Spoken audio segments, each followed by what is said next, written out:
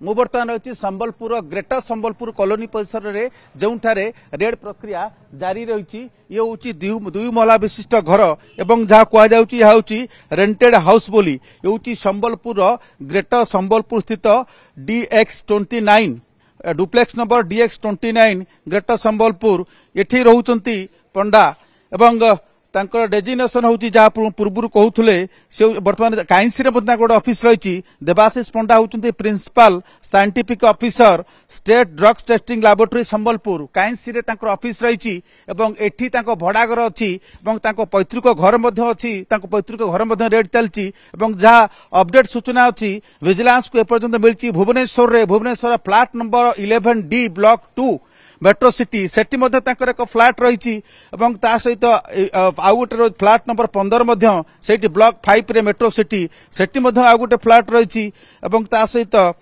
Prestige apartment Balabhadrapur Bhubaneswar flat number 105D block D सेठी गोटे flat रही एटी रेंटेड हाउस रही जो रही पेरेंटाल हाउस होची चर्च रोड बरहमपुर नवी कॉलोनी सेठी एककालीन 7टी जगार बर्तमान विजिलेंस रेड चली आपण जहाँ देखुंत ये संबलपुर ग्रेटर संबलपुर स्थित भड़ा घर दुई महला विशिष्ट ये डुप्लेक्स रे से रोचंती कारटी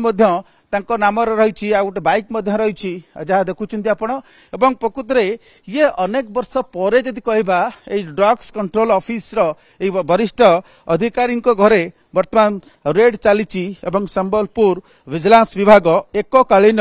7टी जगार रेड करुच्ची देवाशीष पंडांकर डेजिग्नेशन होची principal scientific officer state drugs testing laboratory Sambalpur परवर्ती समय आम आपन को देखाइबू जो काइंसी स्थित ऑफिस रे मध्य सेठारे विजिलेंस गोटे टीम रेड करचंती एवं भीतर जेतेबेले आमे पाखापाखि 45 मिनिट पूर्व एठा को आस्तेलु तुरंत समान एक गेट को बंद करथिले एवं भितर को मध्य जीवाकू देई नथिले बर्तमान ए घर भितर चली रेड प्रक्रिया चली किंतु भीतर दृश्य बाहर को दृश्यमान होनी जेहेतु विजिलेंस विभाग तुरंत यही कबाट को बंद करते किंतु गोटे कथा कह पारे